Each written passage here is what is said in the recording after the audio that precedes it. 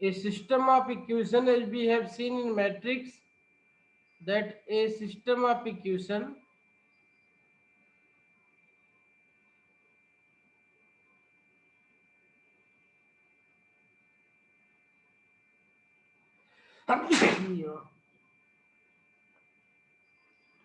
a system of equations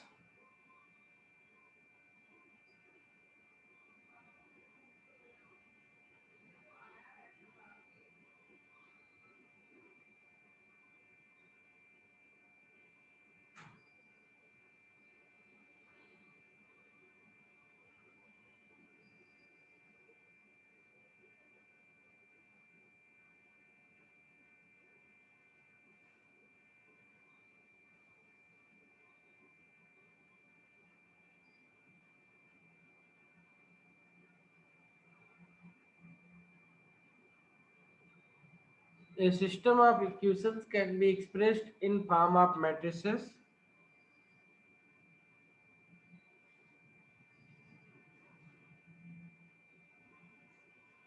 like if you have a1x b1y equal to c1 and a2x plus b2y equal to c2,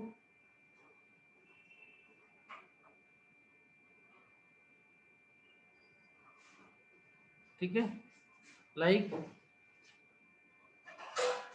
a1x b1y equal to c1 a2x b2y c2 can be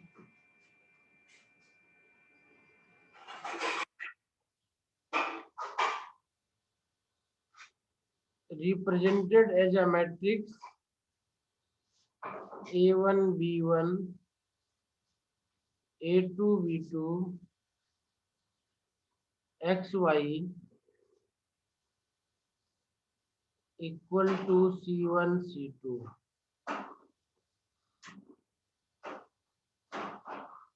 Okay, now ये जो system है ये आपका unique solution होगा, इसका many solution होगा या no solution होगा, इसका जो डिटर्मिनेशन होगा वो इसकी वैल्यू से स्टार्ट होगा, है ना। Yes, sir.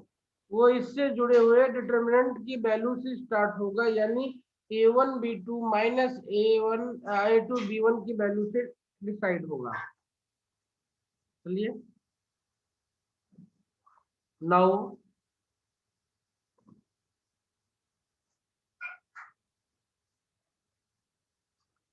whether this system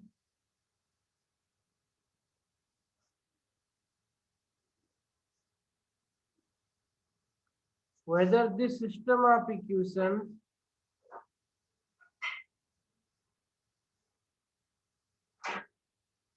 has a unique solution or not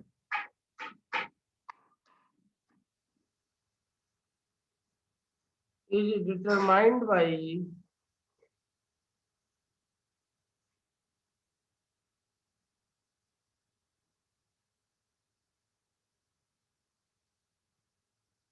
the number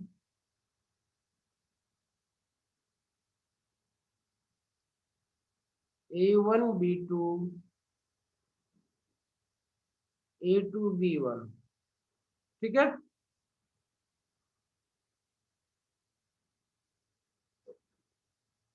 Okay, Yes, sir. now this number which determines the state of solution is uniquely expressed as, लिख लेते हैं, the number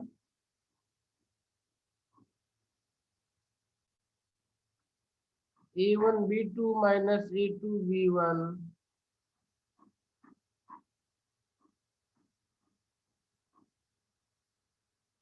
which determine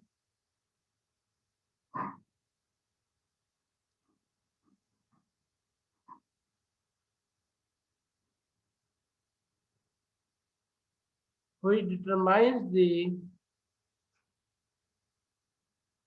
uniqueness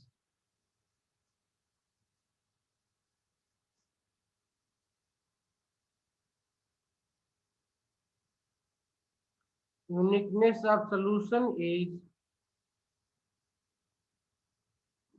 associated with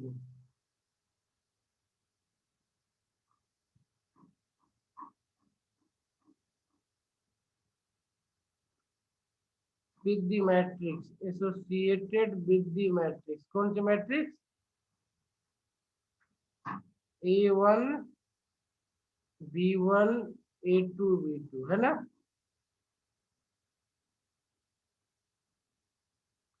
ये जो number है ये associated इस matrix से, okay, लिख लिया इतना, एंड इज कॉल्ड, लिख लो फिर आगे बढ़ेंगे, लिख लो। Yes, sir. लिख लिया इतना. And is called determinant of the matrix, and is called determinant of the matrix, and is called the determinant of the matrix, the determinant of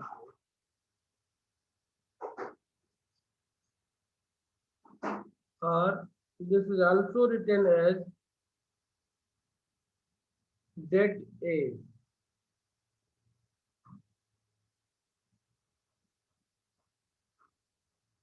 ठीक है, तो हमने देखा कोई लीनियर इक्वेशंस दिया हुआ है, linear equations can be written in terms of a matrix representation, and then the set of solutions, that is whether you have unique solutions, many solutions or no solution, is basically decided by the value of this coefficient matrix, and this coefficient matrix जो होती है इसके values decide करते हैं, तो इससे जो जुड़ा हुआ नंबर होगा उसको हम डिटरमिनेंट बोलेंगे, है ना?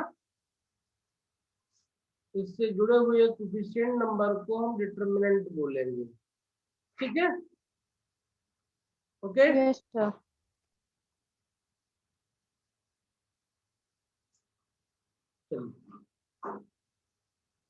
तो अब हम डिटरमिनेंट समझ गए कहां से आया है, क्या होता है, तो उसको डिफाइन कर सकते हैं। तो let's define the determinant, definition of the determinant.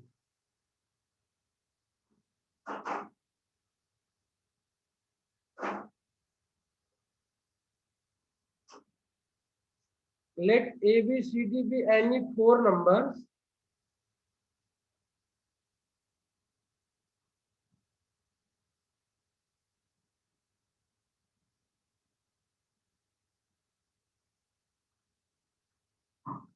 ध्यान रखना ये रियल या कॉम्प्लेक्स हो उससे हमें कोई आपत्ति नहीं, ठीक है?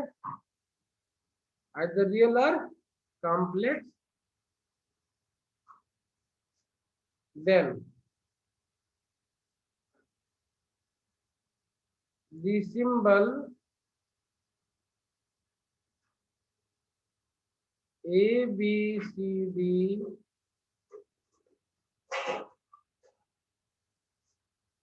denote AD minus BC, मतलब क्रॉस मल्टीप्लाई करके इनको माइनस कर दिया गया, इस वैल्यू को डिनोट करता है ये सिंबल, ठीक है? Yes, sir. Then the symbol denotes AD minus BC and is called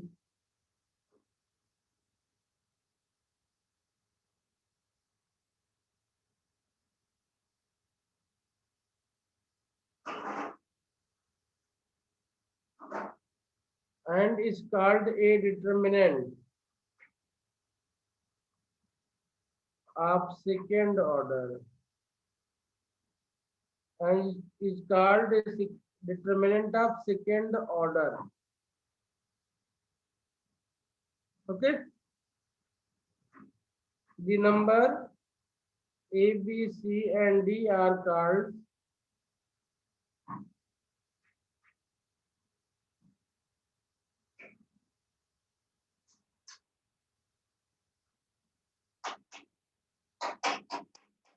called elements of the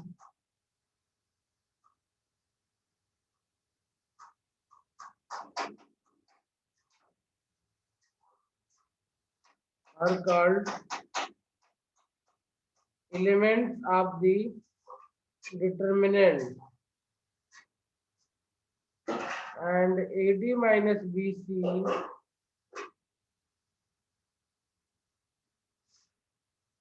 is called value of the determinant. It's called its value.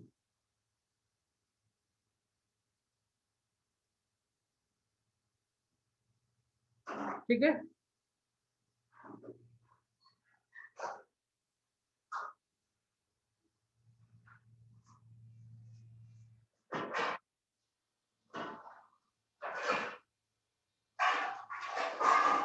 ठीक है बेटा, Yes, sir.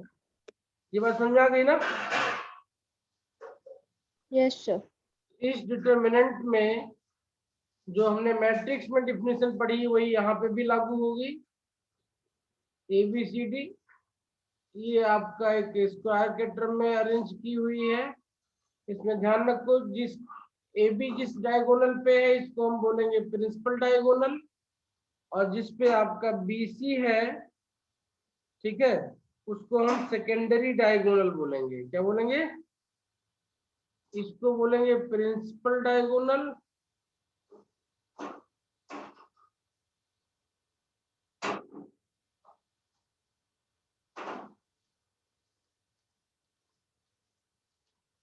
इसको बोलेंगे प्रिंसिपल डायगोनल, और CD जिसपे situated है उसको क्या बोलेंगे? इसको बोलेंगे हम सेकेंडरी डायगोनल।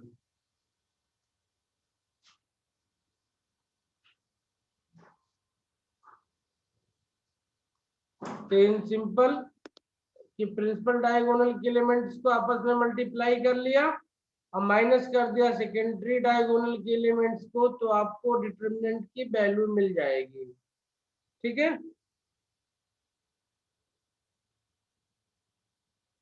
Yes, sir. इसी तरीके से जो एलिमेंट्स यहाँ पे बना लेते हैं इसको ऐसे, तो एक में दिखेगा नहीं वो, AD BC देखना, तो ऐसे लिखना चाहिए था BC, कोई बात नहीं। अब ये जो सेम हॉरिजॉन्टल लाइन में है इसको हम क्या बोलेंगे? रो बोलेंगे, और जो ये सेम वर्टिकल लाइन में आएंगे इनको क्या बोलेंगे? Column. ठीक है,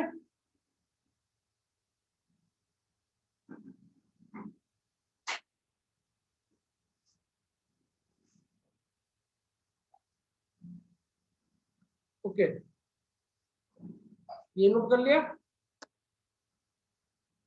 Yes, sir. चलिए, अब पीछे हम डिटरमिनेंट की वैल्यू निकालना सीख चुके हैं, लेकिन उसी को एक बार यहाँ पे देखेंगे कि जो वैल्यू निकालते थे वो कैसे होती थी, थोड़ी क्लियरिटी और बढ़ेगी अपनी। तो late A1 A2 A3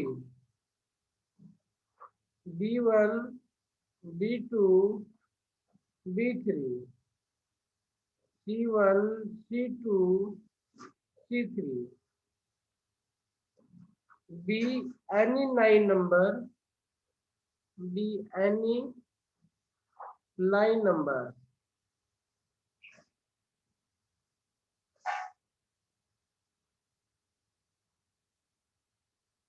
then the symbol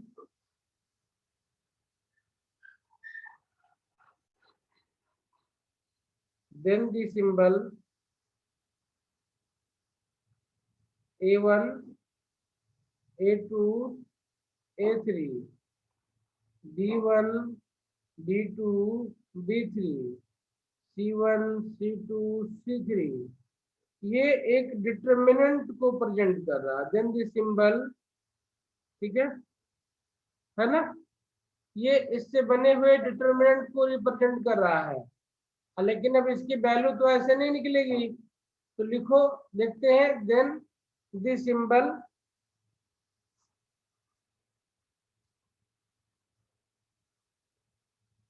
can be denoted like, this whole symbol can be denoted like, देखो कैसे लिखेंगे इसको।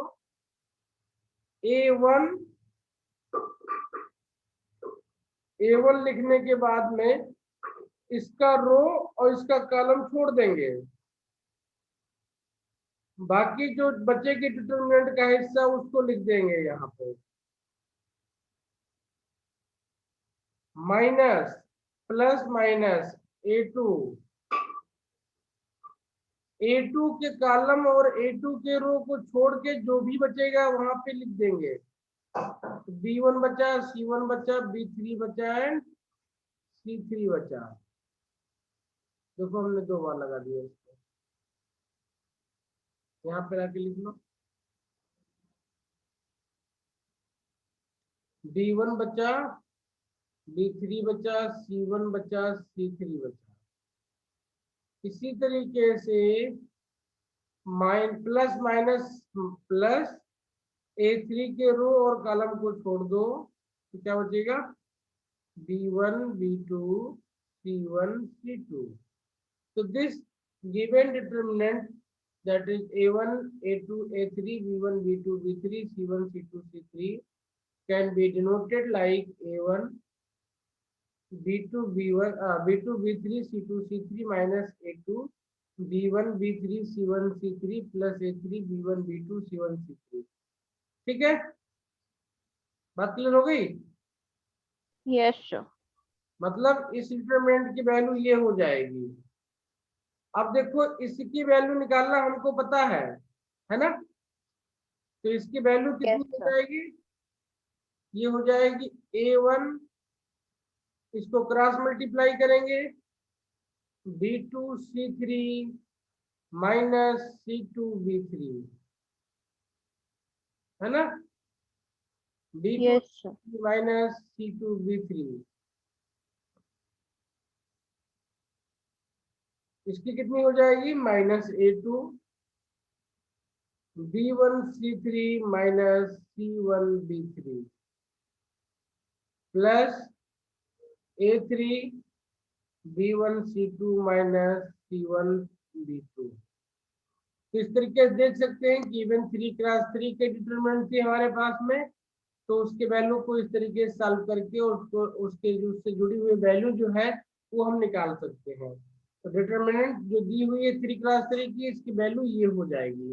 वैल्यू निकालने का तरीका क्या है कि सबसे पहले किसी एक रो या किसी एक कॉलम के रिस्पेक्ट में इसको एक्सपेंड करेंगे। एक्सपेंड करने के लिए क्या करेंगे? उस एलिमेंट जिसके कॉलम या रो में एक्सपेंड कर रहे हैं, तो उसके सबसे पहले एलिमेंट को लिखेंगे, उसको मल्टीप्लाई करेंगे रिमेनिंग डिटरमिनेंट से या ट्रेस ऑफ डिटरमिनेंट से, एक तरीके का। ठीक है, जो भी एलिमेंट बचेंगे उनसे, और हर एक का इस तरीके से करते जाएंगे। साइन का ध्यान रखेंगे, -1 पावर m प्लस n वाला रूल ही है ये। तो ये चूंकि पहला एलिमेंट A11 एलिमेंट है तो 1 + 1 2 हो जाएगा, तो साइन पॉजिटिव। ये दूसरा है तो 1 + 3 माइनस हो जाएगा। इस तरीके से साइन भी को निकाल सकते हैं हम।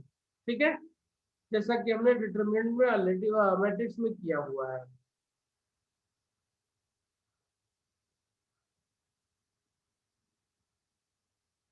ठीक। Yes sir.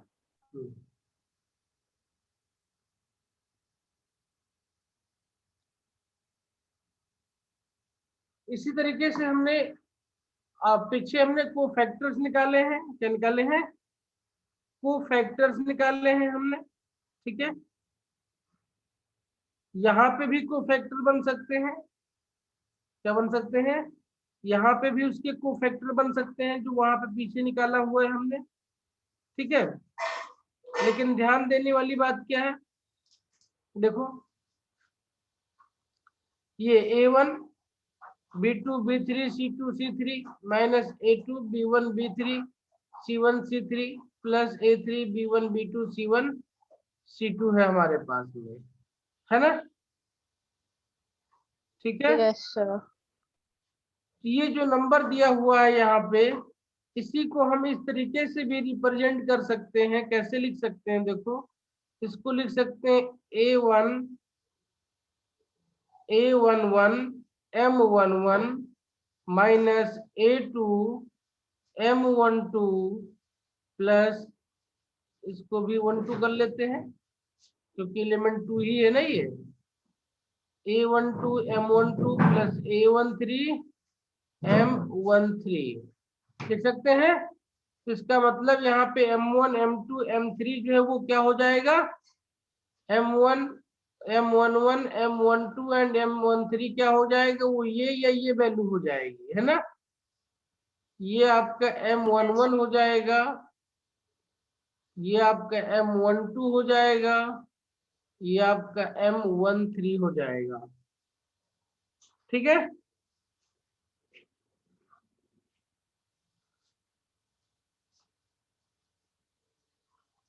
ठीक, Yes, sir. इसको हम माइनस बोलते हैं। ये जो टर्म दिया हुआ है आपको, इसको क्या बोलते हैं? माइनस बोलते हैं। ठीक है। तो कह सकते हैं कि जो डिटर्मिनेंट है उसकी जो वैल्यू होगी वो उसके क्रॉसपोंडिंग एलिमेंट को उसके माइनर से मल्टीप्लाई करें हम, है ना? क्रॉसपोंडिंग एलिमेंट को माइनर से मल्टीप्लाई करें, उनका सम ले लें तो मुझे डिटरमिनेंट की वैल्यू मिल जाएगी। ठीक है।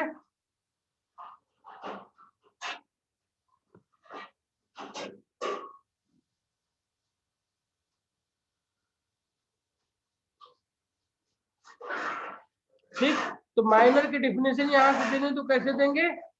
माइनर की डेफिनेशन ऐसे देंगे कि किसी भी एलिमेंट के रिस्पेक्ट में माइनर जो होगा वो उसके कॉलम और रो को छोड़ने के बाद जो कुछ बचेगा वो उसका माइनर होगा। ठीक है,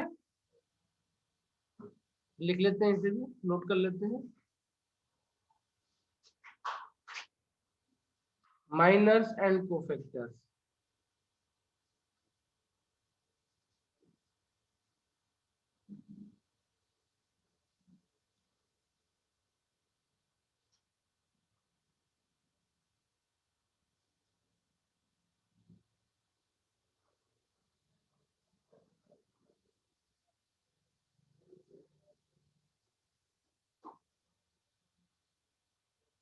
Let us consider a determinant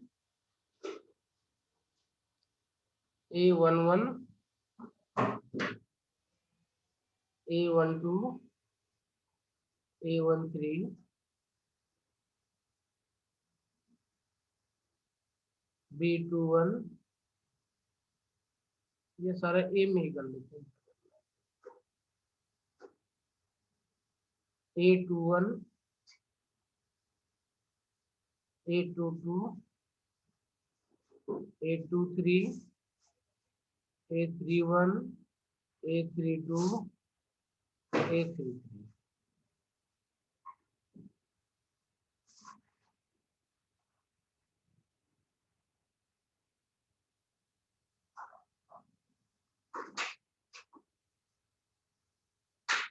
In the above determinant,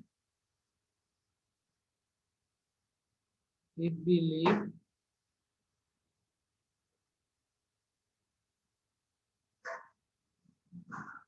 the row and columns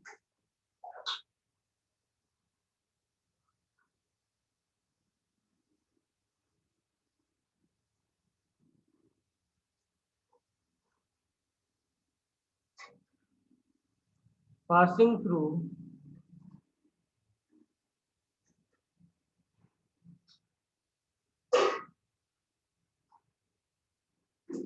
the element Aij, then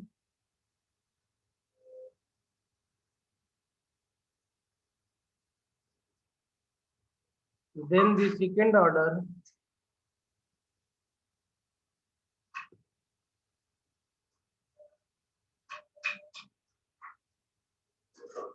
then the second order determinant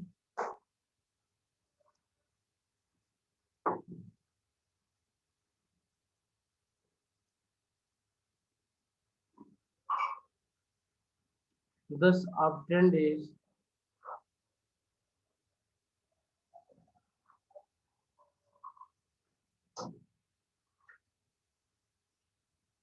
called the minor of Aij and is denoted by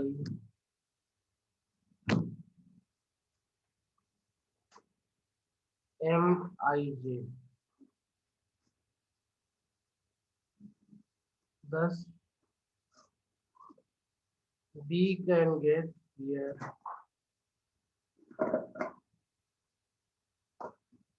Thus, we can get 9 minus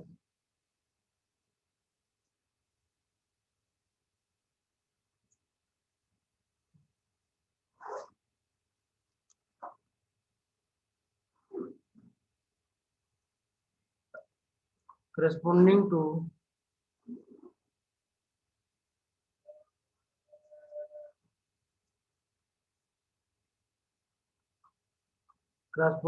the 9 elements.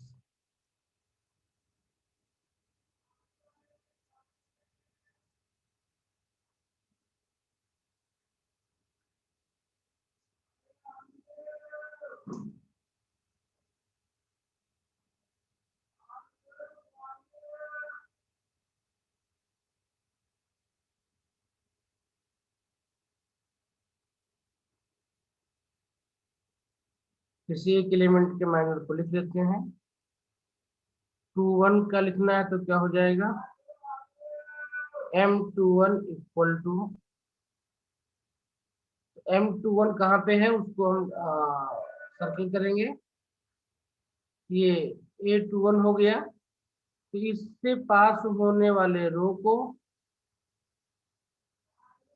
और इससे पास होने वाले column को छोड़ देंगे, बाकी जो बचेगा उसको लिख लेंगे, यही अपना माइनस की वैल्यू हो जाएगी। क्या बचा हुआ है, A12 बचा हुआ है, A13 बचा हुआ है, A32 बचा हुआ है, A33 बचा हुआ है। माइनर M21 की जो वैल्यू होगी वो हो जाएगी A12, A13, A32, A33। ठीक,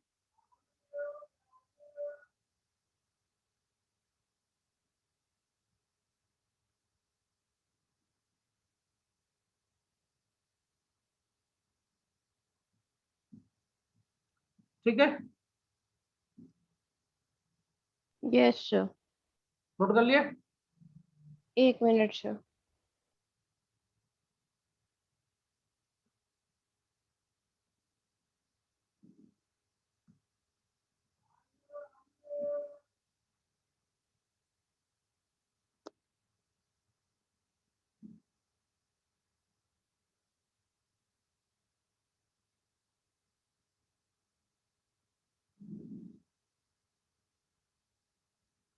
कर लिया, sir. ठीक है,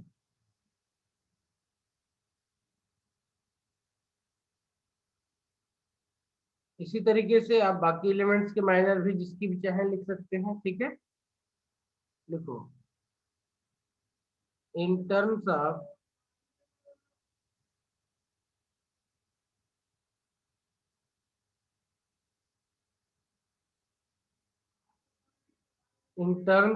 the notation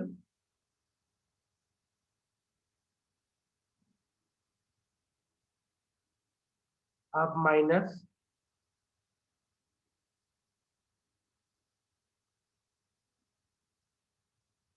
if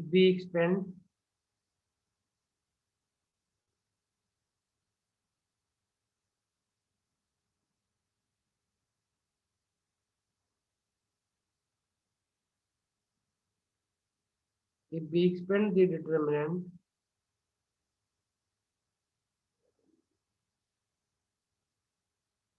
along the first row, then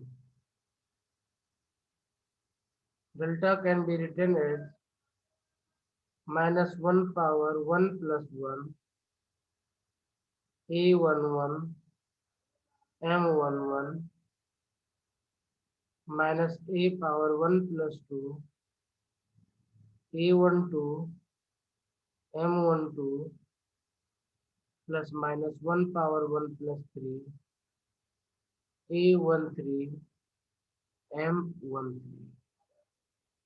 ठीक है, यानी A11 M11 minus A12 M12 plus A13 M13। Delta क्या है? डेल्टा है डिटर्मिनेंट वैल्यू, है ना? क्या है डेल्टा? डेल्टा है डिटर्मिनेंट वैल्यू।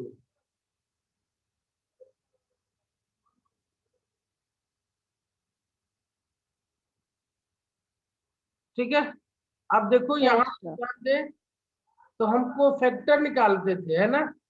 तो कोफैक्टर में ये और ये इन्वॉल्व होते थे, है ना? साइन और ये माइनस इन्वॉल्व होते हैं। ठीक है, तो यहाँ से कोफैक्टर को एक बार डिफाइन कर लेते हैं, उसी टर्म में लिख लो। दी minus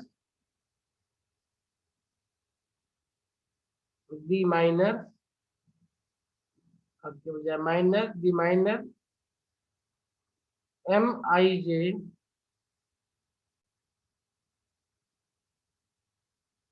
multiplied by minus 1 power I plus J is called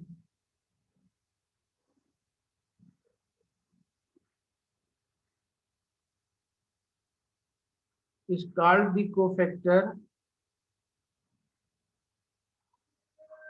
of the element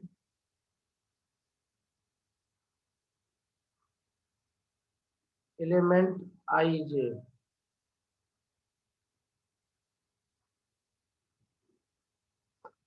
ठीक है, ओके। Sir, वो cofactor लिखा है. It's called the cofactor. हाँ, is called the cofactor the minor MIJ multiplied by minus 1 power I plus J is called the cofactor। ठीक है, Yes, sir. cofactor of the element Aij।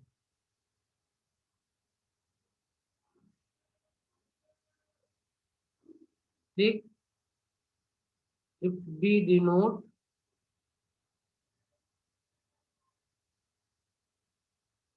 the cofactor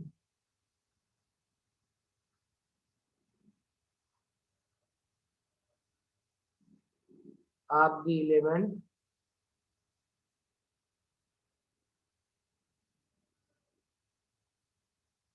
Aij by Cij,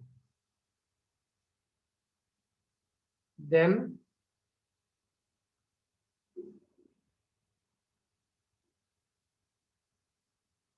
cofactor of the element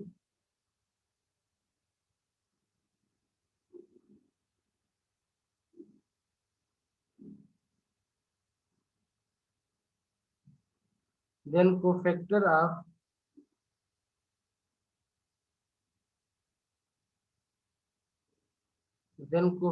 of the element Aij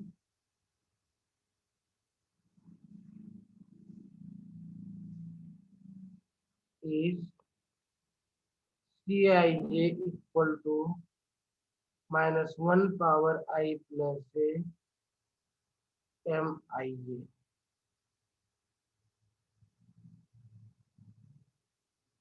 ठीक,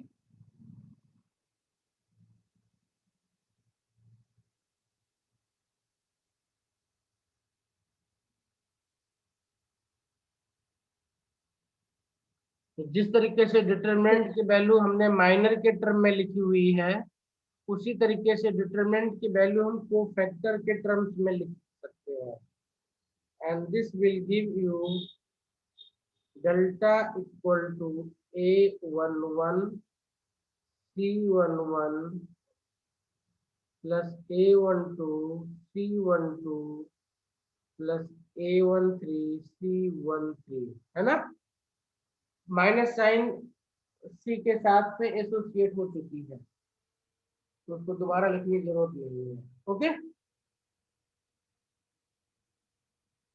yes sir. तो इस तरीके से जो determinant है उसकी वैल्यू हम फाइंड आउट करेंगे आइदर बाय यूजिंग माइनस और कोफैक्टर। अगर माइनस या कोफैक्टर के क्रम में नहीं लिखना चाहते हैं तो डायरेक्टली इसे पीछे किया हुआ है हमने, उसी तरीके से उसको निकाल लेंगे। ठीक है,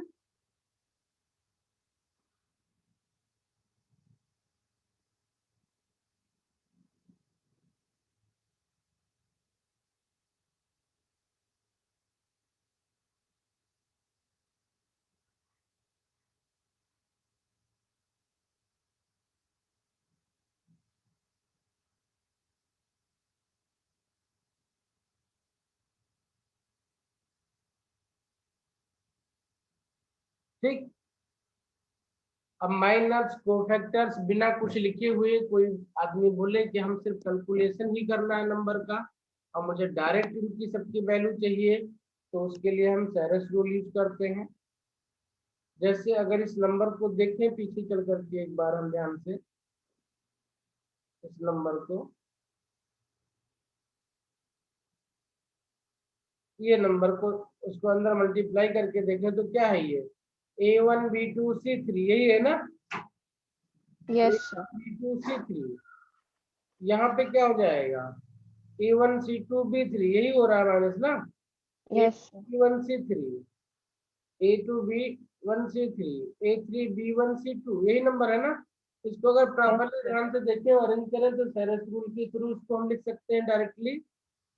अच्छा, एक और छोटी सी बात है कि जब भी हमें डिटरमिनेंट की वैल्यू निकालनी हो तो हम उस रो या कॉलम के रिस्पेक्ट में इसको एक्सपेंड करें जिसमें मैक्सिमम 0 हो। तो इससे पहले तो हमको एक बार इस चीज को लिखना चाहिए। क्या लिखना चाहिए? इस बात को लिखना चाहिए A11 A12 A13 A21 A22 A23 A31 A32 A33 की जो वैल्यू होगी वो क्या होगी। तो विद रिस्पेक्ट टू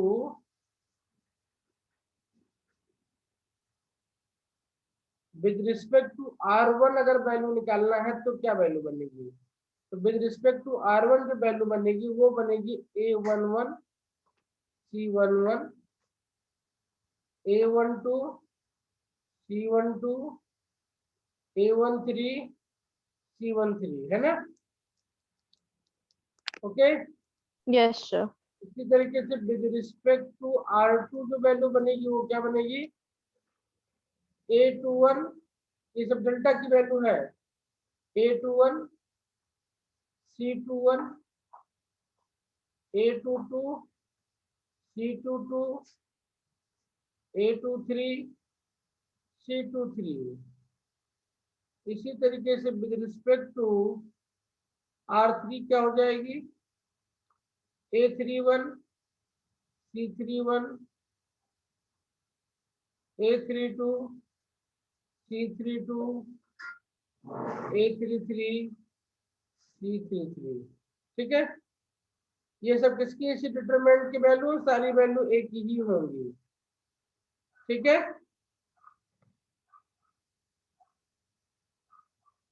इसी तरीके से हम विद रिस्पेक्ट टू कॉलम भी निकाल सकते हैं। इसकी वैल्यू क्या कर सकते हैं, विद रिस्पेक्ट टू कॉलम भी निकाल सकते हैं। विद रिस्पेक्ट टू C1 अगर इसकी वैल्यू निकालनी है तो कितनी हो जाएगी ये हो जाएगा A11 C11 plus A21 C21 A31 C31 where C11 C321 C21 C31 क्या है, ये कोफैक्टर्स हैं with respect to element A11 A21 and A33। ठीक है, इसी तरीके से विद रिस्पेक्ट टू C2 निकालना हो तो क्या वैल्यू होगी इसकी, A12 C12 A22 C22 A32 C32।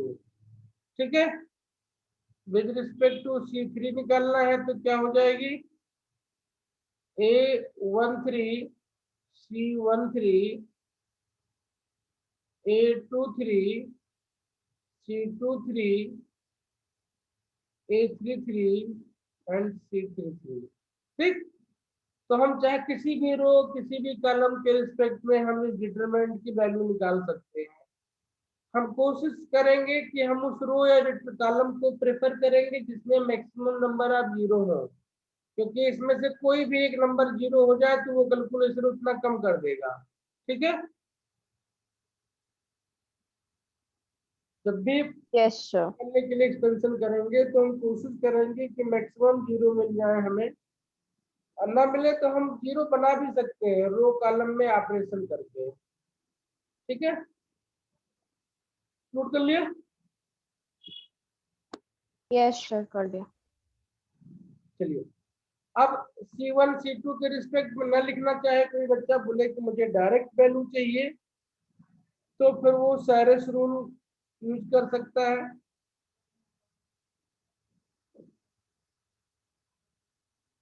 सैरस rule for extension,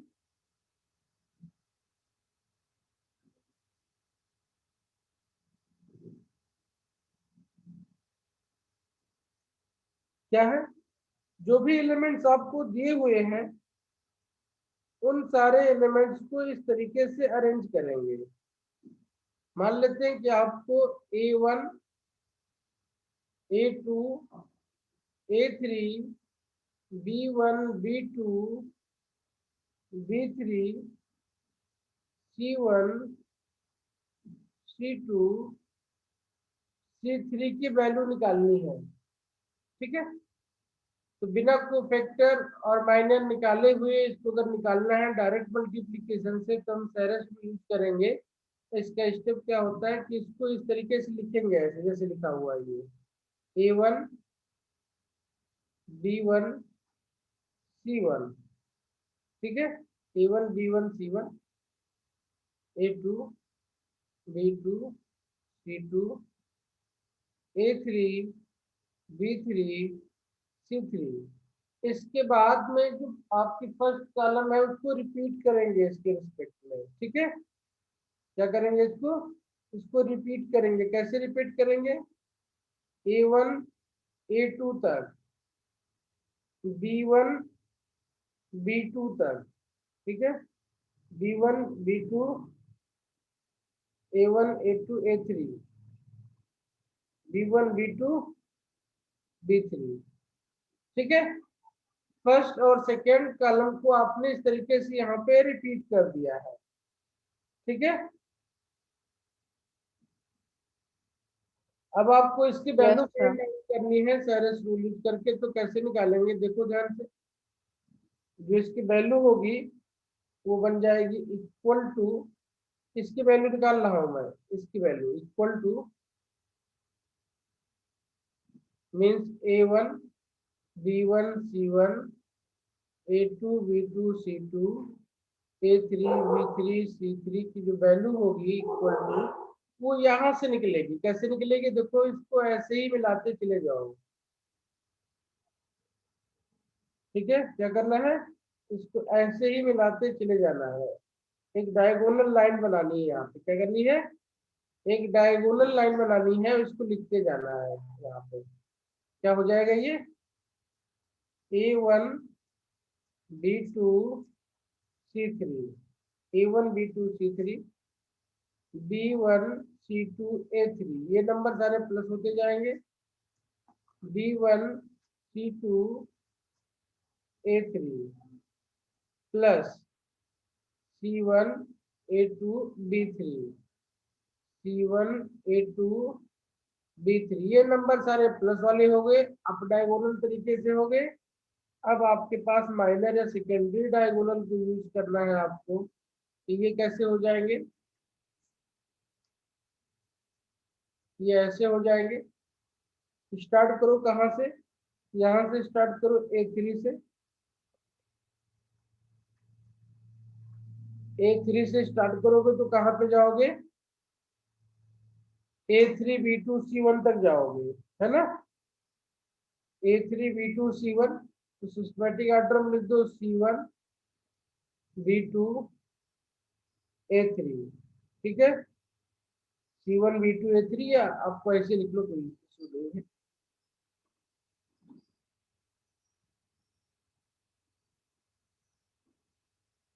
क्या A3 B2 C1, माइनस हमने बाहर निकाल दिया है तो प्लस लिखते चलेंगे हम अंदर। B3 से कहा जाएंगे C2 और A1 पे,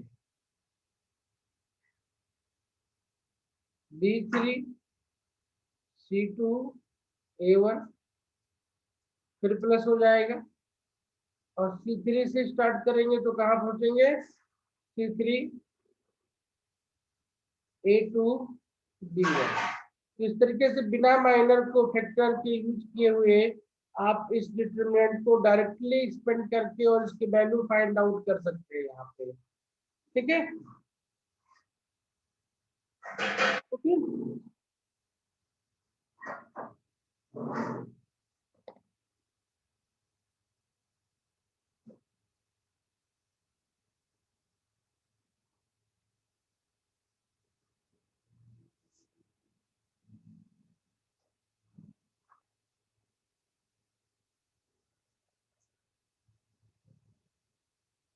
हो गया सर। हो गया ना। अब इसका एप्लीकेशन करते हैं, क्वेश्चन बनाते हैं।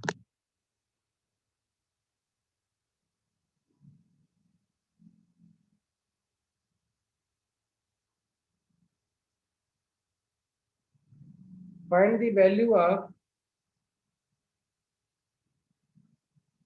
1 minus 1 4 2 3 1 4 0 0।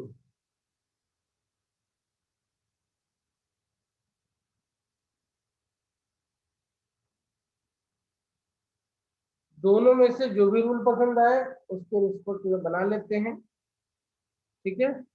तो देखो इसमें C3 में 0 0 2 0 है, तो C3 के रिस्पेक्ट में इसके वैल्यू निकालना इजी होगा, तो इसको एक्सपेंड कर देते हैं, ठीक है। एक्सपेंडिंग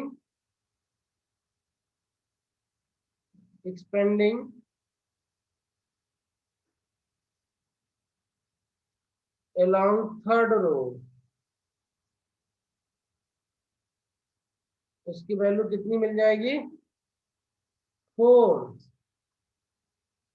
इंटू कोफैक्टर ऑफ 4, है ना। क्या हो जाएगा, yes sir. 4 into cofactor of 4, 4 + 3। तो 4 का कोफैक्टर कितना हो जाएगा, -1 -1 3 4 एंड 1, बाकी सब 0 हो जाएगा, है ना। Yes sir. लेकिन एग्जाम में आपको लिख करके इसको इस तरीके से दिखाना पड़ेगा, ये प्लस था तो अगला वाला माइनस हो जाएगा, -0 इंटू इसका कोफैक्टर, 0 का कोफैक्टर 1 2 4 1 हो जाएगा, प्लस 0 हो जाएगा, इस 0 का फैक्टर कितना हो जाएगा, 1 2 -1 3 हो जाएगा। इस तरीके से आपको लिखना पड़ेगा इसको पहले लाइन में। आगे इसकी वैल्यू हो जाएगी 4 -1 -12, ये बाकी सब 0 हो जाएगा, ये -13 यानी -52 आपका आंसर हो जाएगा, ठीक है।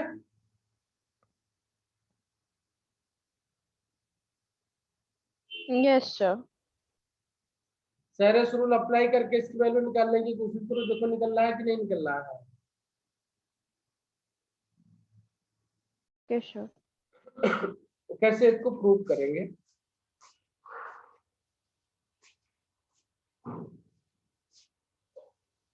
अब देखो ध्यान से, अगर हमें जरा सा भी याद है, दिमाग में सेरेस रूल याद है, तो सेरेस रूल क्या कहता है कि ये मल्टीप्लाई इससे, ये मल्टीप्लाई इससे हो जाएगा, है ना। तो यस सर। ए इन तीनों में एक चीज दिख रही है कि ए है, और क्या है, एक्स वाई जेड है ना। तो पहला टर्म इसका x y z a cube हो जाएगा। दूसरा टर्म चलेगा तो यहाँ पे बी वाला चलेगा, तो बी बी, और दोबारा इसको जब रिपीट करेंगे तो बी बी बी मिल जाएगा, आपको मिल जाएगा। ठीक है, नहीं दिख रहा तो मैं इसको लिख दूं, यस सर, पता है, लिखा है, मैंने लिखा है। लिखा हुआ है ना। तो B B yes B sir. B cube मिल जाएगा, तो एक्स वाई जेड कॉमन निकाल लो तो बी क्यूब मिल जाएगा। इसी तरीके सी वाले को जब आप लिखोगे यहाँ से तो सी सी सी मिल जाएगा, है ना, सी क्यूब मिल जाएगा। सर सी क्यूब नहीं होगा। होगा बेटा, सी क्यूब होगा। ये एक चीज देखो, थोड़ा सा मिस्टेक क्वेश्चन में इसलिए नहीं बनना होगा, ये यहाँ ये है सी वाई ए जेड बी एक्स। देखो हर एक लाइन में एक्स ओ, वाई, तो मैं इसको ए वाई लिख रही थी, इसलिए मेरा सी नहीं हर आया। एक लाइन में क्या है, एक्स वाई जेड है। ठीक है, यस सर, समझ गई। ओके। अब नेक्स्ट वाले को लिखेंगे, तो नेक्स्ट वाले को लिखेंगे तो यहाँ से स्टार्ट करेंगे ना, तो बी मिलेगा, ए मिलेगा, सी मिलेगा, तो ए बी सी, और जेड जेड जेड मिलेगा, है ना। तो ए बी सी कॉमन ले लो, यहाँ पे z z z z cube मिलेगा, तो x cube Y cube plus z cube लिख सकते हैं, सिमेट्री के बेसिस पे पूरा करने के बिना लिखे हुए हैं। ठीक है, यस सर। अब नेक्स्ट वाला क्या दिया हुआ है, देखो एक्स वाई जेड, अगर उसको ओपन करोगे तो एक्स वाई जेड में आपको अंदर मिलेगा A cube plus B cube plus C cube मिलेगा, मिलेगा। Yes sir. और वापस उसको जब नीचे स्टार्ट करोगे तो क्या मिलेगा, बी ए सी, यानी ए बी सी मिलेगा। तो A cube B cube plus C cube minus A B C. ठीक है, ए बी सी 3 बार मिलेगा तो 3 ABC आना चाहिए, यानी जो राइट हैंड में लिखा हुआ है इसकी वैल्यू कितनी है, x y z in bracket a cube B cube c cube minus 3ABC है इसकी वैल्यू। तो देखो हमारे पास a cube B cube c cube मिला हुआ है एक्स वाई जेड के साथ में, हमें क्या चाहिए, हमें ए बी सी चाहिए, 3ABC चाहिए यहाँ पे खाली। तो उसको बनाते हैं, उसको बनाना पड़ेगा, देखो कैसे बनेगा 3ABC। और आपको x plus Y plus z equal to 0 दिया हुआ है, इसका भी यूज करेंगे हम, देखो कैसे कर सकते हैं इसको।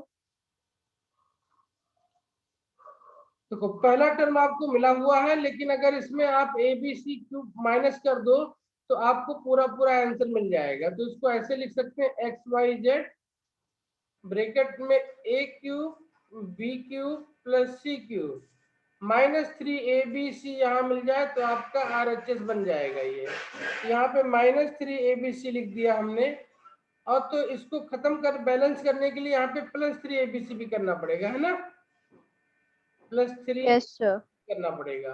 तो हम क्या करते हैं, +3ABC लिखते हैं, और लेकिन उसको अलग कर देते हैं, यहाँ पे एक्स वाई जेड से मल्टीप्लाई करके बाहर भी कर देते हैं साथ में इसको। ठीक है, चलेगा। Yes sir. अब देखो अगला वाला टर्म क्या था, -ABC है, तो इसमें से -ABC कॉमन निकल सकता है, तो इन पूरे टर्म को एक साथ में लिख लेते हैं। क्या करते हैं, इन पूरे टर्म को एक साथ लिख लेते हैं। तो पूरे टर्म को एक साथ लिखेंगे तो ये क्या बन जाएगा, ये -ABC बाहर निकाल दिया है हमने, x cube Y cube Z cube minus 3XYZ बचेगा, यहाँ बचेगा, सर। है नहीं, यस सर। बचेगा ना। अब इसको ध्यान से देखो, तो a प्लस बी प्लस सी का जब क्यूब निकालते हैं यस सर, ये उसका है। तो उसके पार्ट में आता है ये क्या, इसकी वैल्यू कितनी हो जाती है, इसकी वैल्यू हो जाती है A cube plus B cube plus C cube. ठीक है, A cube plus B cube plus C cube,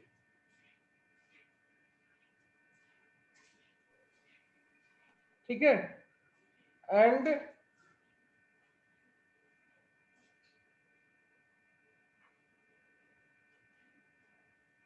okay,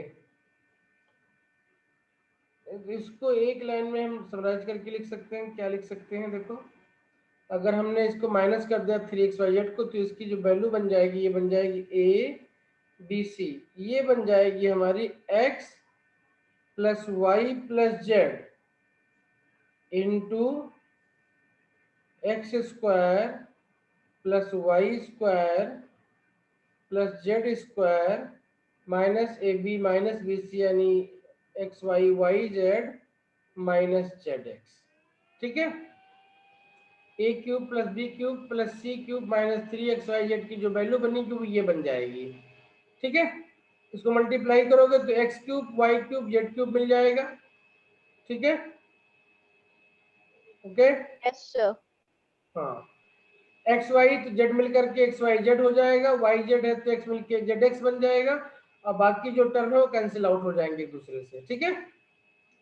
अब देखो x plus Y plus z equal to कितना दिया हुआ है, 0 दिया हुआ है ना।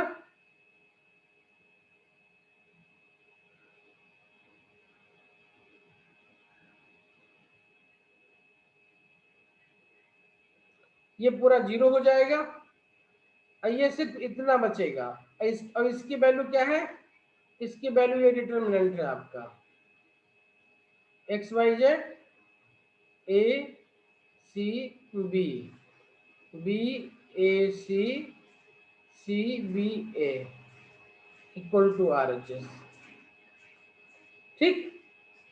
तो इस तरीके से सेरेस रूल का अगर एप्लीकेशन करते हैं तो ये जो नंबर वाले क्वेश्चंस, अल्फाबेट वाले क्वेश्चंस हैं, प्रूव करने वाले क्वेश्चंस, इनको एक्सपेंड करना, इनको सॉल्व करना बेहद इजी हो जाएगा। अदरवाइज अगर इसको एक्सपेंड करके करते हैं तो फिर बड़ा लेंथी कैलकुलेशन हो जाता है, ठीक है। Yes sir. सेरेस रूल का एप्लीकेशन करके इससे बच सकते हैं कैलकुलेशन से, ठीक है। तो जितने भी प्रूव करने वाले क्वेश्चन इस टाइप के मिलेंगे उनमें हम मैक्सिमम टाइम कोशिश करेंगे कि हम सेरेस रूल का एप्लीकेशन करें, ठीक।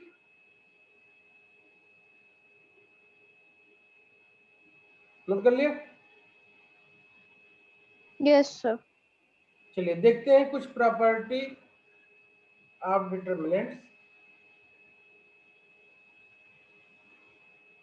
तो पहले देखते हैं some operations and then properties. Some operations, तो आपको पता है कि जो रोज होती है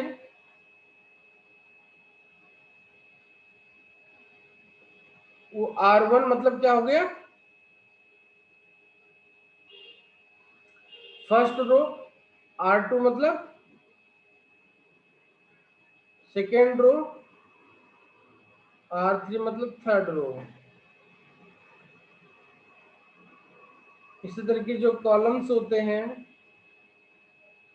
उनको लिखते हैं C1 means first column, C2 means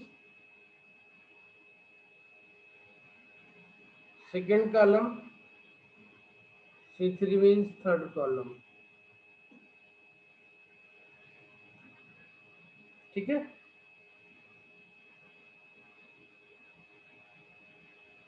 okay, now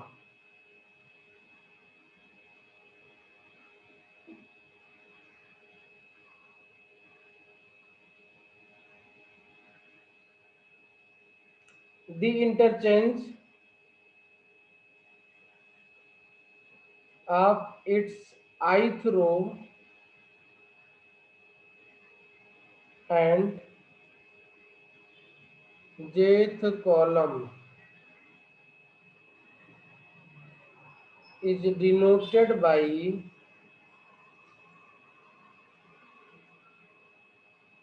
ith row and jth row, कर लो, कॉलम कहाँ से चेंज कर देंगे, ith row and jth row is denoted by Ri interchange to Rj, ठीक है।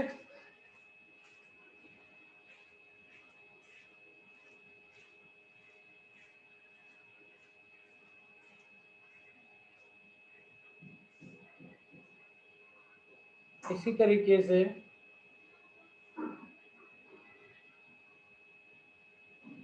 the addition of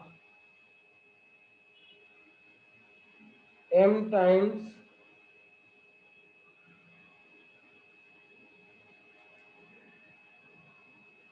the elements of m times the elements of jth row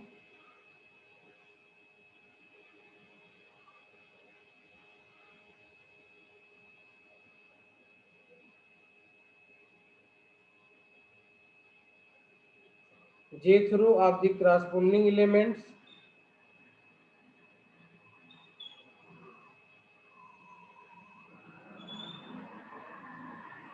of ith row is denoted by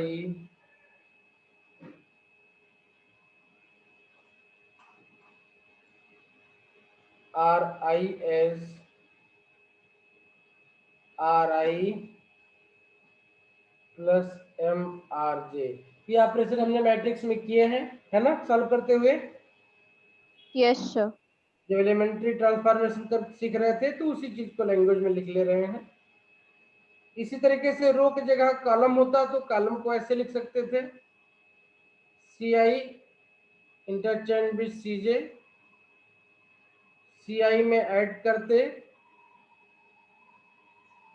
C I plus M C जे। तो operation को ऐसे लिख सकते हैं column के लिए, ठीक है। इसी तरीके से एम एन कितनी वैल्यू, कोई भी वैल्यू हम ऐड कर सकते हैं, सब्ट्रैक्ट कर सकते हैं, ओके। नोट कर लिया।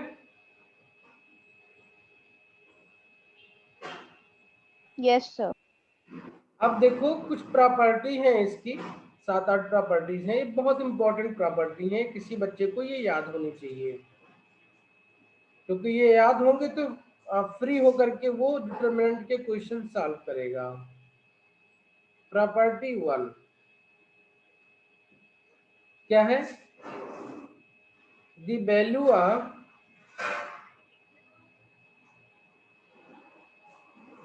Of the determinant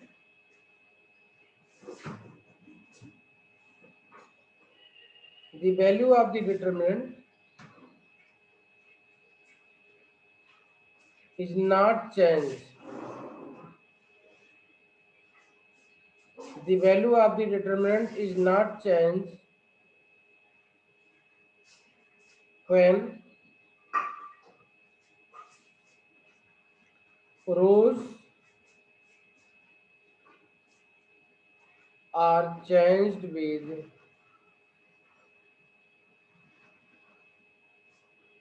rows are changed into columns, changed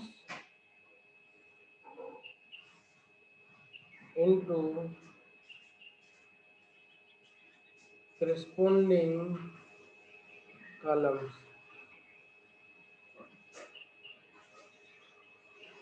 इस चीज को हमने देखा भी था कि determinant of matrix A was equal to determinants of adjoint A, है ना। एडजॉइंट ए या ट्रांसपोज ए, बताओ।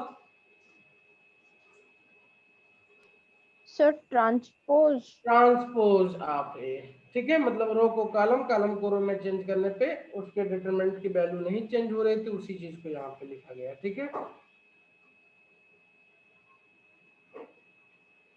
And vice versa.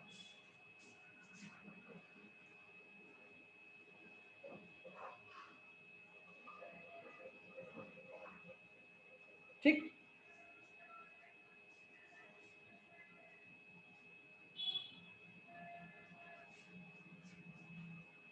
Property number 2,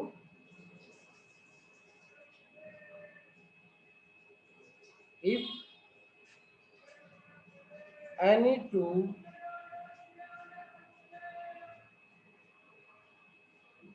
rows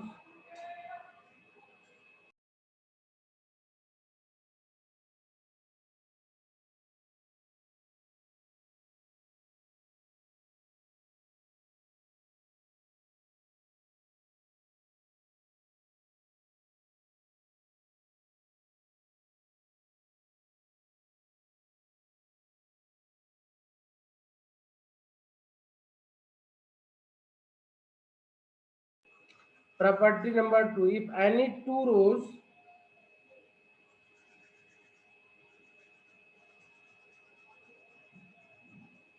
or columns of a determinant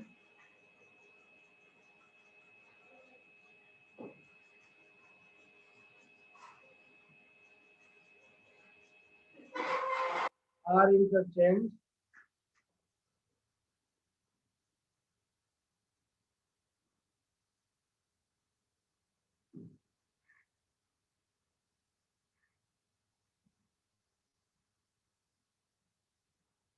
the sign of the value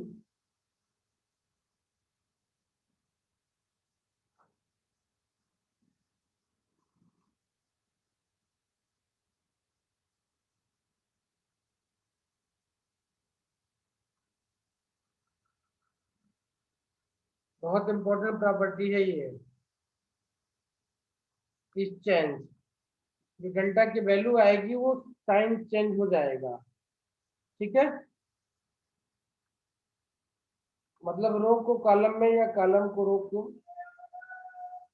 ठीक है, कोई भी दो रो जैसे R1 को R2 से चेंज कर दें, R2 को R1 से चेंज कर दें या C1 को C2 से चेंज कर दें, मतलब सिंगल ऑपरेशन हो रहा है तो उसमें क्या होगा, डिटरमिनेंट की वैल्यू चेंज हो जाएगी, माइनस साइन उसमें आ जाएगा। ठीक है, क्या आ जाएगा, उसमें माइनस साइन आ जाएगा। लेकिन अगर दो बार आप चेंज कर देंगे तो जो आपका वैल्यू होगा वो फिर से प्लस हो जाएगा। ठीक है, ओके, तो इसको ऐसे समझ सकते हैं कि जो डेल्टा है ये इक्वल टू माइनस डेल्टा हो जाएगा इफ कोई भी आर आई इंटरचेंज हो जाए आर जे के साथ में, सिंगल ऑपरेशन हो, ये डेल्टा आपका डेल्टा ही रह जाएगा। If are I will change into R J and r I plus 1 will also change with some rk, या कोई rk rm में चेंज हो जाए, मतलब लगातार दो ऑपरेशन हो जाए, rk rl में चेंज हो जाए, तो दो बार दो रोज को लगातार चेंज या दो कॉलम को चेंज कर देंगे तो वैल्यू बदलेगी नहीं। तो इसका मतलब हुआ कि अगर ऑड नंबर ऑफ ऑपरेशन होगा तो वैल्यू माइनस हो जाएगी, इवन नंबर ऑफ ऑपरेशन होगा तो वैल्यू सेम रह जाएगी। ठीक है,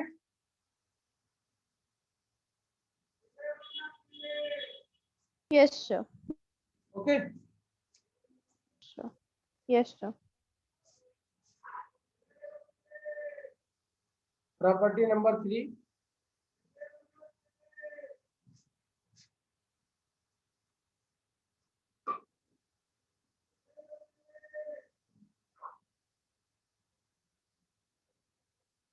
the value of a determinant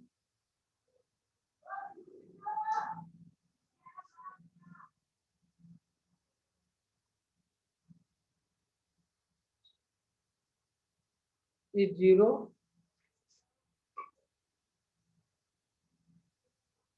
if any two rows or columns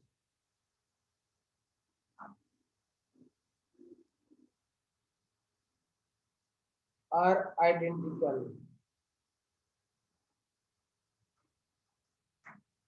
ठीक है, इसका भी यूज करते हैं।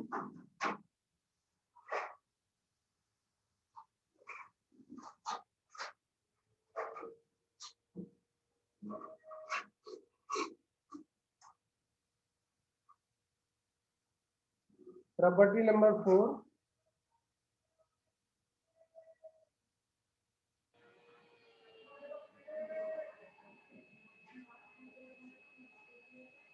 एक common factor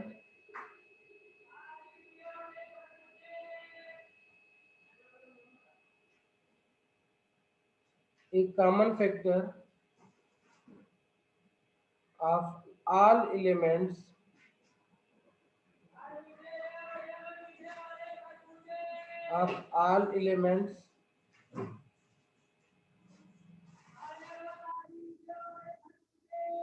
of any row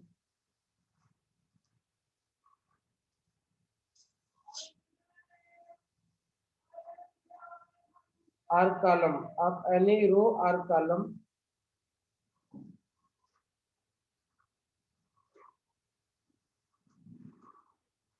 may be taken out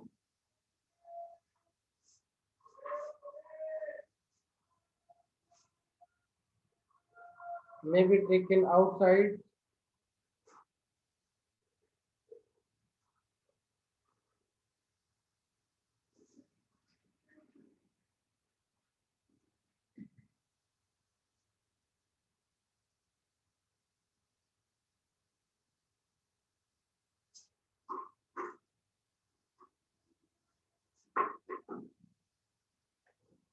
in other words, meaning of this is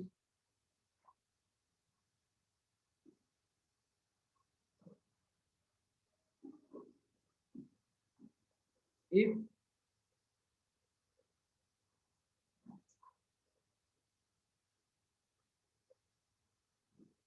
all the elements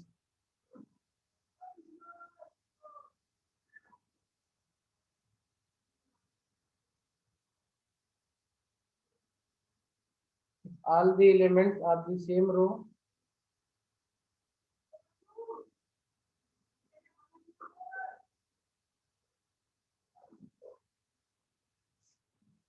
or the same column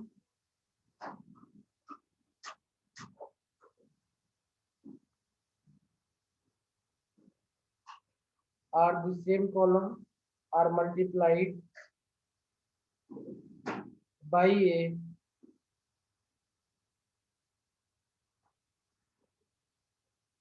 certain number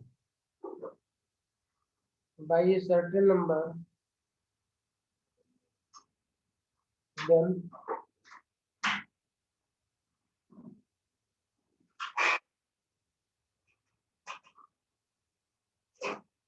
the determinant becomes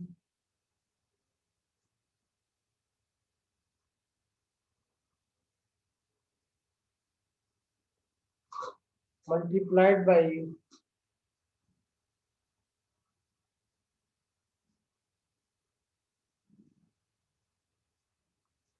that number। ठीक है, मतलब किसी भी रो या column में कोई भी number common है तो उसको बाहर निकाला जा सकता है, या अगर डिटरमिनेंट के बाहर किसी एक नंबर से 2/2 कर दिया तो 2 को अंदर ले जा सकते हैं, किसी भी रो या कॉलम में उसको मल्टीप्लाई कर सकते हैं, 1/2 को नीचे छोड़ सकते हैं ऐसे। ठीक है, ओके। Yes, sir. जबकि मैट्रिक्स में हम देखते थे किसी नंबर से मल्टीप्लाई करते थे तो वो नंबर उसके हर एक रो जो कॉलम में मल्टीप्लाई हो जाता था। ठीक है, Yes, sir. ये बेसिक डिफरेंस है दोनों में। ठीक है, मैट्रिक्स और डिटरमिनेंट में। यहाँ पे मान लेते हैं कि ये आपका डेल्टा दिया हुआ है और delta equal to A1 B1 C1 दिया हुआ है, A2 B2 C2 दिया हुआ है, A3 B3 C3 दिया हुआ है। Then delta dash equal to, अगर M डेल्टा लिखना है आपको तो इसका मीनिंग ये हो जाएगा, किसी भी एक रो या कॉलम को मल्टीप्लाई कर दो, MA1 MB1 MC1, बाकी देखो सारे ऐसे रह जाएंगे, B2 C2 A3 B3 C3, या ऐसे किसी भी रो कॉलम को लिखा जा सकता है इसको MA1 Ma2, Ma3, B1, B2, B3, C1, C2, C3। बात समझ में आ गई ना? Yes, sir. ठीक है।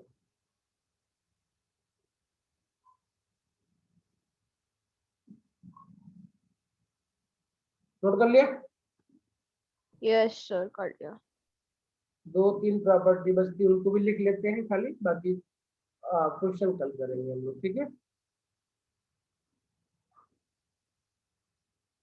प्रॉपर्टी नंबर 5 कितनी हो चुकी है? 4 हो गए। Property number 5,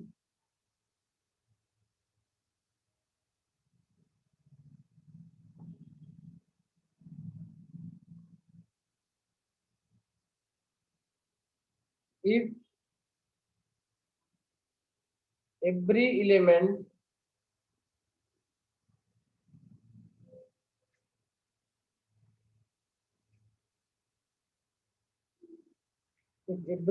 of some column or row is the sum of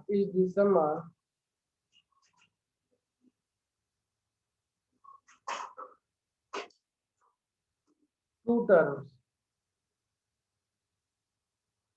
then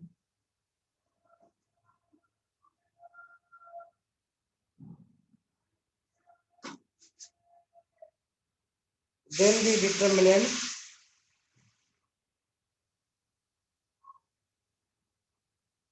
is equal to the sum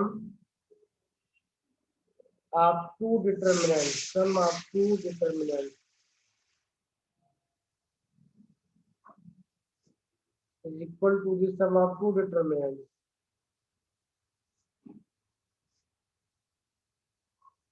One contain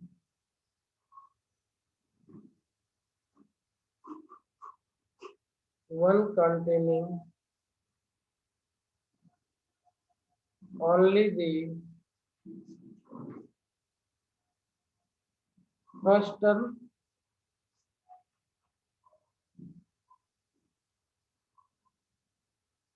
in place of each sum,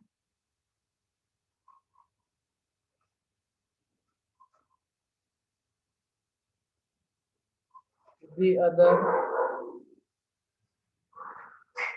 only the second term.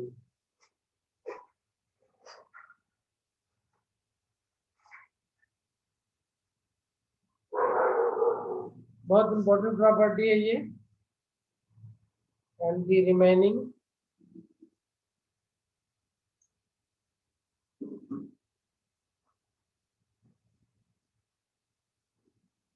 elements of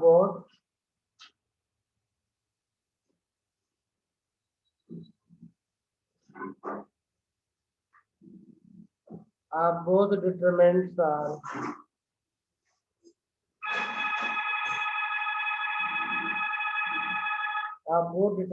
are the same.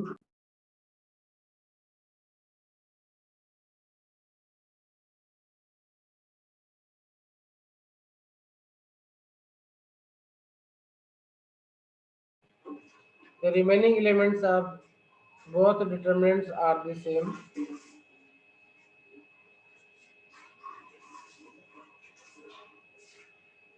As in the given determinant.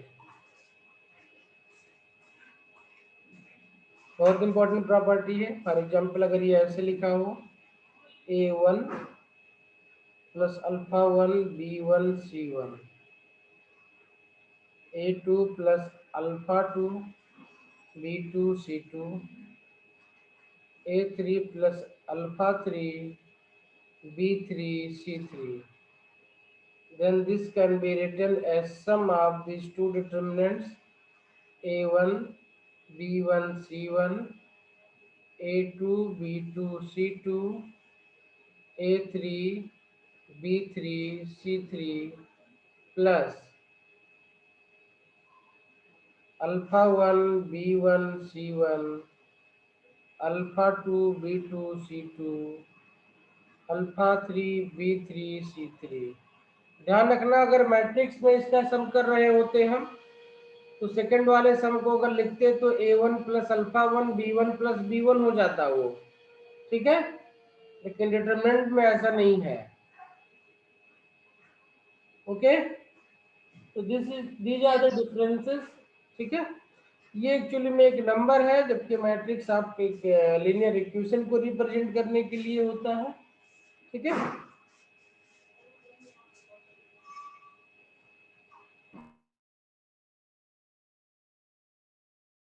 Yes, sir. अब यहाँ पे अगर एक elements और B वाले में भी जुड़ा होता तो दो मैट्रिक्स और दो डिटरमिनेंट और बन जाते। नोट कर लिया इसको। Yes, sir. अब अगर मान लो इसकी जगह पे ये डिटरमिनेंट भी होती तो इसकी वैल्यू ये हो जाती A1 plus B1 C1 plus D1 and then E1 A2 B2 C2 D2 E2 A3 B3 C3 D3 and then E3। तो इसकी वैल्यू हो जाती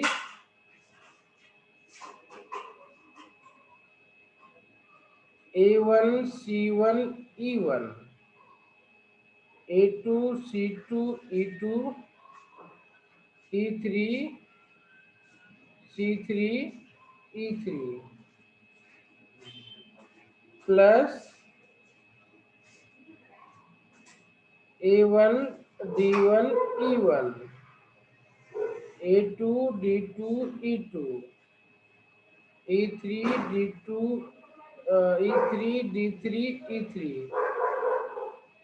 plus B1 C1 E1 B2 C2 E2 B3 C3 E3, ठीक है। तो देखो ए का सी के साथ में हो गया, ए का डी के साथ में हो गया, इसी तरीके से बी का सी के साथ में हो गया, बी का डी के साथ में हो जाएगा। B1 D1 E1 B2 D2 E2 B3 D3 E3, ठीक है।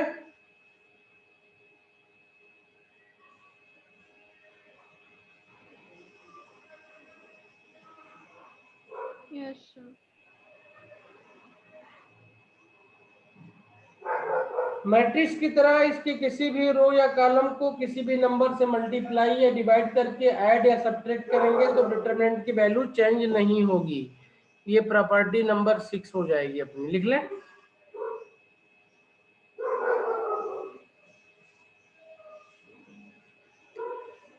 ठीक है, देखो पीछे देखो कि किसी भी कॉलम या रो को इंडिविजुअली मल्टीप्लाई करते थे तो वैल्यू चेंज हो जा रही थी, लेकिन किसी भी रो या कॉलम को अगर मल्टीप्लाई करके ऑपरेशन में डाल देते हैं एलिमेंट्री ऑपरेशन में तो वैल्यू चेंज नहीं होगी।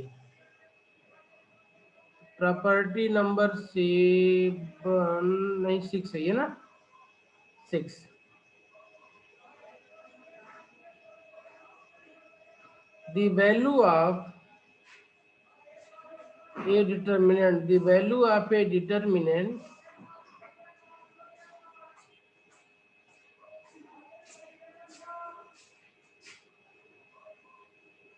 does not change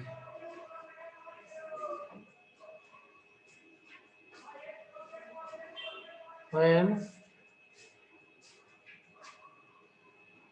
any row or column is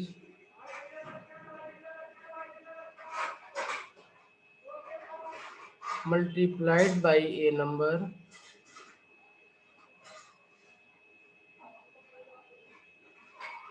or an expression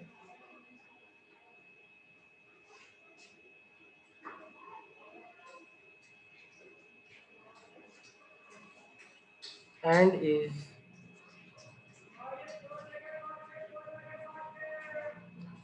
is then added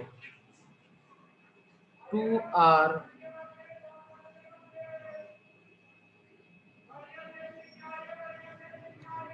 subtracted from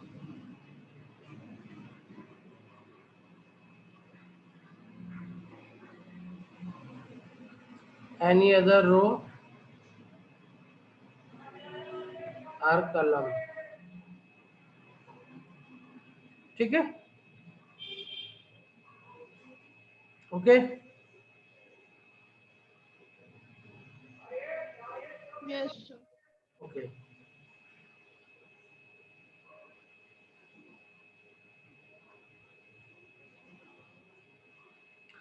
यहाँ पे ध्यान रखेंगे कि हम कोशिश करेंगे कि एक स्टेप में एक ही ऑपरेशन करें इस तरीके का, अदरवाइज मिस्टेक होने की चांसेस होती हैं। मिस्टेक से बचने का एक रूल ये होता है कि जिस रो को आपने ऊपर चेंज किया है उसी रो को इमिडिएटली आप यूज नहीं करेंगे। तो इससे बचने के लिए बच्चों को कहा जाता है ठीक है, एक स्टेप आप और कर लो आगे, ठीक है, एक स्टेप आगे कर लो, आप बढ़ा लो लेकिन मिस्टेक ना करो, ठीक है। तो एक स्टेप में एक ही करो। कई बार आंसर दिखने लगता है तो बच्चों को लगता है कि R1 को हमने R1 को चेंज कर दिया, R1 माइनस R2 कर दिया, और दोबारा R2 को फिर से हमने R1 प्लस R2 करके चेंज कर दिया, तो वो नहीं करना है, ठीक है। जो भी रो ऑपरेशन में अफेक्ट हो रही है उसको हम दोबारा यूज नहीं करेंगे उसी स्टेप में, ठीक है। हाँ, एक बार उसको ऑपरेशन को कंप्लीट करके फिर से अगले स्टेप में उसको कर सकते हैं, ठीक है। ये ऑपरेशन जो भी करेंगे वो हम क्या करेंगे, मैक्सिमम जीरो पाने की कोशिश के लिए करेंगे, मैक्सिमम जीरो इन रो या कॉलम पाने के लिए करेंगे, जिससे कैलकुलेशन सिंपल हो जाए, ठीक है, ओके। समझ में आ गई बात, ये नोट करवा दें इसको, नोट कर लो,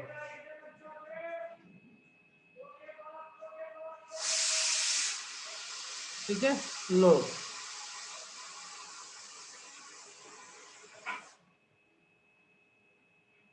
if more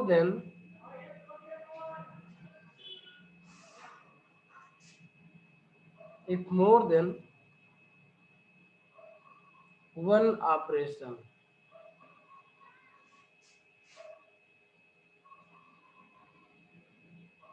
like ri plus k rj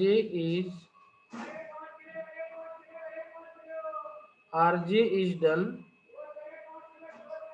ri plus k rj is done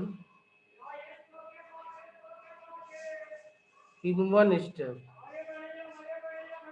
is done in one step, here should be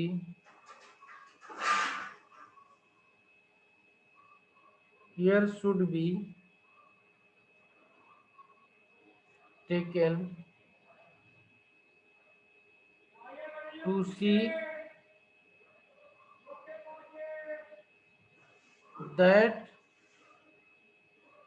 a row or column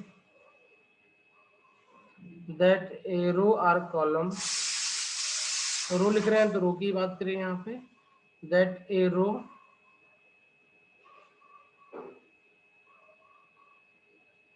that is affected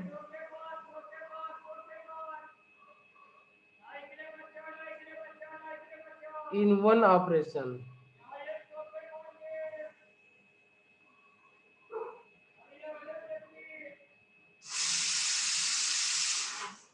should not be used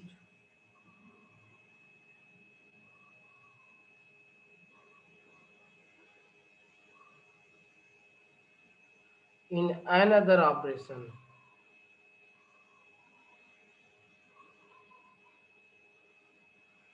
ठीक है।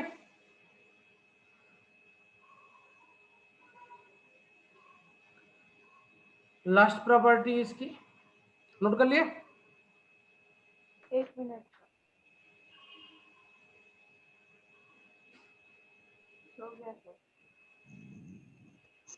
Last property,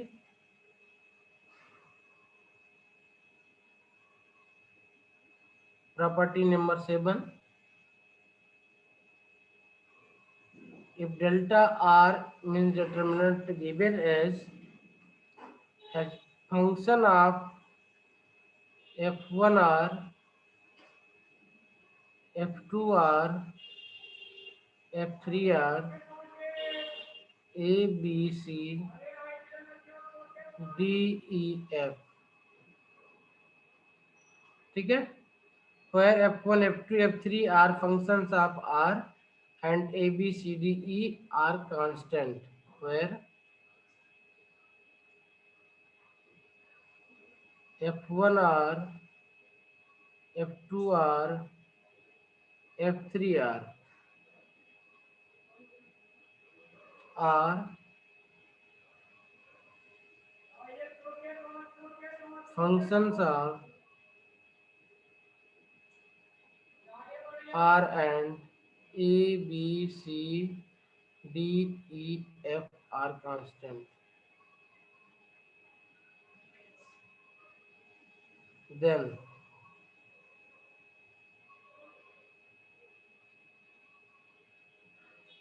r equal to 1 to n delta r निकालना है आपको, तो जो इसकी value होगी वो ये हो जाएगी, r equal to 1 to n f1r, r equal to 1 to n f2r, r equal to 1 to n f3r, a b c d e f, यही रूल आपका चलेगा, चाहे यहाँ पे आप इंटीग्रेशन कर लो, चाहे यहाँ पे आप डिफरेंशिएशन कर लो, ठीक है। इसका डिफरेंशिएशन करोगे r के रिस्पेक्ट में तो सिर्फ f1 f2 f3 का डिफरेंशिएशन होगा, ठीक है। इंटीग्रेशन करना है तो f1 f2 और f3 का ही इंटीग्रेशन होगा, ओके। Yes sir. ठीक है,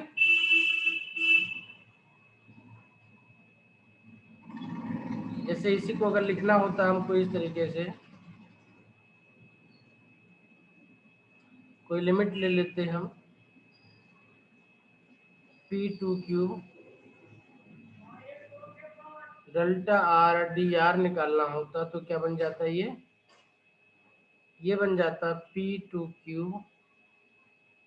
f1r dr, p2q f2r dr, p2q f3r dr, बाकी जो चीजें ऐसी रह जाती हैं a b c d e and f, ठीक है। तो जो फंक्शन है सिर्फ उसी पे ऑपरेशन होगा, बाकी किसी पे कोई ऑपरेशन नहीं होगा।